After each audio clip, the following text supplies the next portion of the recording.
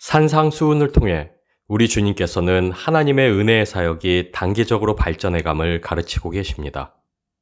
자신의 죄인됨을 깨닫는 것, 자신의 무가치함과 무익함을 깨닫는 심령의 가난함이 먼저요. 자신의 가난함에 대한 애통과 하나님을 대적하는 자신의 죄에 대한 슬픔이 그 다음입니다. 그리고 자신의 가난함을 알고 그 사실에 애통해야 하는 자에게 임하는 복은 천국의 위로, 즉 우리 주님의 통치입니다. 자신의 가난함을 알고 애통하는 자는 하나님 앞에서 겸손할 수밖에 없고 그분의 통치에 감사로 순복할 수 있게 됩니다. 주님의 주되심이 그들에게 소망이 되며 그 소망이 또한 그들에게 큰 기쁨이요 위로가 됩니다. 그리고 주의 주되심에 순복하는 이는 마침내 자신을 비우고 낮춤으로 얻게 되는 온유함에 이르게 됩니다. 산상수훈에서 온유한 자가 죄에 대해 애통하는 자와 의에 줄이고 목마른 자 사이에 나온다는 사실에는 중요한 이유가 있을 듯합니다. 그리스도께서 자기 제자들에게 요구하시는 특정한 형태의 온유함은 분명 이러한 순서와 관련되어 있을 것입니다. 마태복음 11장 29절 말씀입니다. 나는 마음이 온유하고 겸손하니 나의 멍에를 메고 내게 배우라. 그리하면 너희 마음이 쉼을 얻으리니. 온유함은 주의 주되심, 다시 말해 주의 통치에 기꺼이 순복하는 마음입니다.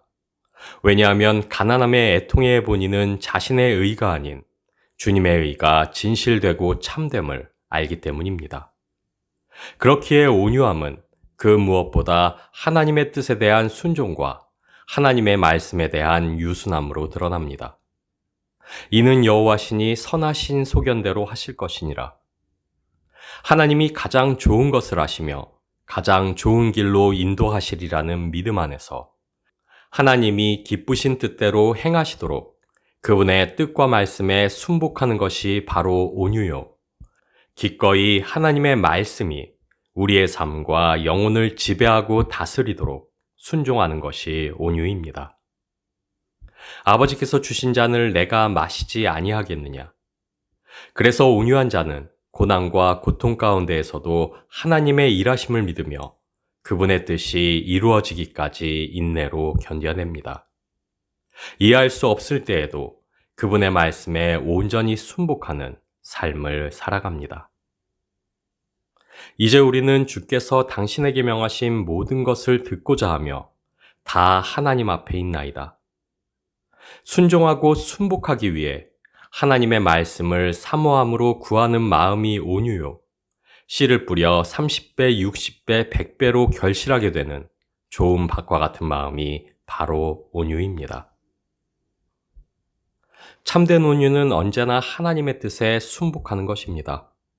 그러나 그것은 약함이나 무능이 아니오 좋은 게 좋은 거라 생각하는 마음도 아닙니다. 왜냐하면 하나님의 영광이 모독당할 때 오히려 온유는 불같은 열심으로 변모하기 때문입니다.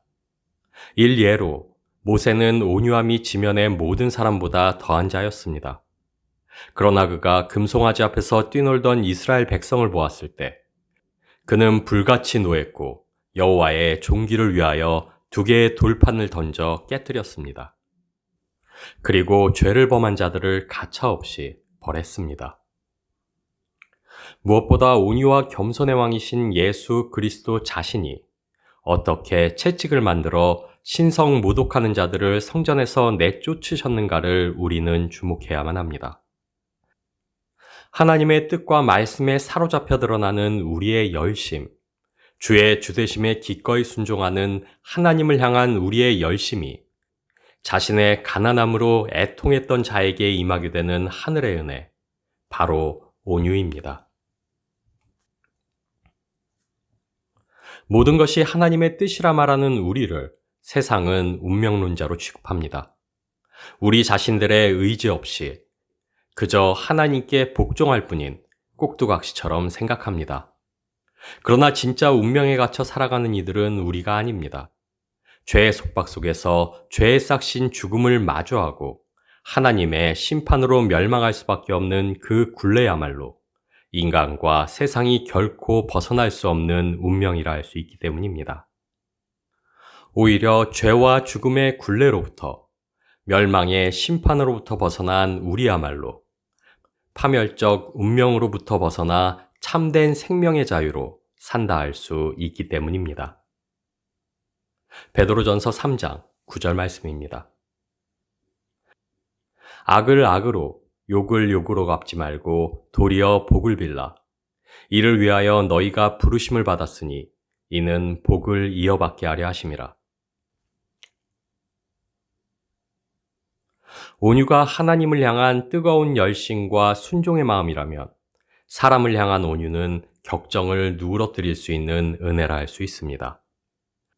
철학자들이 흔히 덕으로 표현하기도 하는 온유는 해를 참는 것이요 해를 입힌 자를 용서하는 것이며 악을 선으로 갚는 것입니다.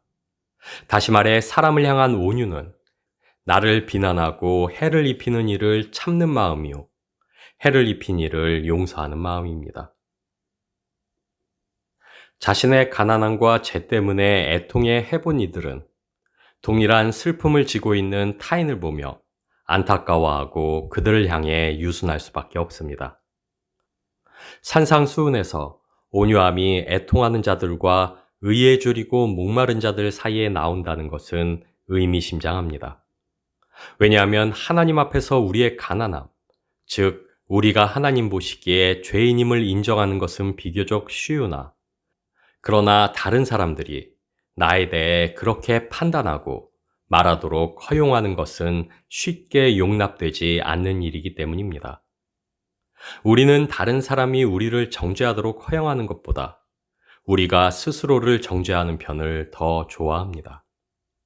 교회에서 기도하며 자신 스스로를 가련한 죄인이라 지칭할 수는 있으나 그러나 다른 누군가가 다가와 나를 가련한 죄인이라 부른다면 그것은 쉽게 용납하지 못합니다. 자신이 스스로 하나님 앞에서 인정한 자신의 모습을 다른 이들이 생각하거나 말하는 것을 허용하기란 쉽지 않습니다. 여기에 본질적인 우리의 위선이 있다 할 수 있습니다. 그리고 온유함이 없는 곳에는 늘 그런 위선이 있기 마련입니다. 그런 의미에서 온유함은 위선적인 교만과 대치된다 할 수 있습니다. 온유함은 자신의 가난함을 알고 애통해야 하는 것을 넘어 그것을 하나님 앞이든 사람들 앞이든 인정하는 데까지 이르게 하는 자신에 대한 참된 견해라 할 수 있습니다. 즉 자신의 가난함을 온전하게 알고 인정하며 더 나아가 그것을 받아들여 표현하게 하는 것이 바로 온유라 할 수 있습니다. 그렇게 온유한 자는 그러한 자신을 사랑하시는 하나님의 그 사랑에 언제나 놀라게 됩니다. 그러한 자신을 선대하는 이들에게 또한 놀라게 됩니다. 그리고 그 감격과 경의가 다른 이들을 대하며 온순하고 겸손하고 민감하고 인내심이 있게 만듭니다. 자신의 악함과 영적 헐벗음으로 인해 애통해 본 사람은 다른 이들이 자신에게 대해 내리는 평가들로 상처받지 않습니다. 이웃이 자신에 대해 내리는 평가를 귀 기울여 들으나 변론하지 않고 자기를 주장하지 않으며 자기 연민에 빠지지도 않습니다. 하나님 앞에서 가난한 자신을 보고 애통해야 하며 했던 그 고백의 연장선에서 오히려 귀를 열어 상대방의 비난과 비판을 받아들입니다. 악한 의도를 가지고 마음을 헤집어 놓는 말일지라도 겸손하고 부드러운 태도로 잘 수용합니다. 왜냐하면 온유는 우리 주님의 대표적인 성품이기 때문입니다. 온유는 내가 죽고 그리스도께서 사시는 것이기 때문입니다. 내 자아가 죽고 주가 주로 드러나실 때 우리는 주님의 성품으로 살아가게 되기 때문입니다. 시편 37편 11절 말씀입니다. 그러나 온유한 자들은 땅을 차지하며 풍성한 화평으로 즐거워하리로다. 주님의 주되심을 기뻐하며 주의 통치에 기꺼이 순복해하는 것이 바로 온유입니다. 주의 뜻을 온전히 의지하며 주의 말씀이 내 삶을 지배하게 하는 것이 바로 온유입니다. 내가 아닌 그리스도의 통치 아래 그리스도께서 사시는 것이 바로 온유입니다. 그리고 온유는 자신의 가난함을 알고 자신의 가난함에 애통하는 자에게 주시는 하나님의 영적 은혜입니다. 스스로의 죄인됨을 그리고 스스로의 가난함을 인정하고 숨기지 않는 온유한 자가 세상에서 받을 대우는 자명합니다.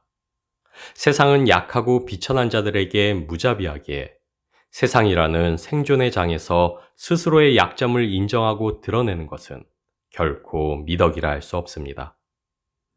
가난한 자가, 자신의 가난함에 애통하는 자가, 그리고 기꺼이 타인의 비난과 비판을 인정하고 수용하는 자가 차지할 수 있는 땅은 세상에 없다 할 수 있습니다. 세상은 그러한 자를 용납하지 않으며 한 채의 땅도 내어주지 않습니다. 하나님이 이미 약속하신 땅에 들어간 이스라엘 민족조차도 그들의 유업을 위해 힘써 싸워야만 했고 그 땅의 이민족들을 상대로 이겨내야만 했습니다. 온유한 자는 복이 있나니 그들이 땅을 기업으로 받을 것이며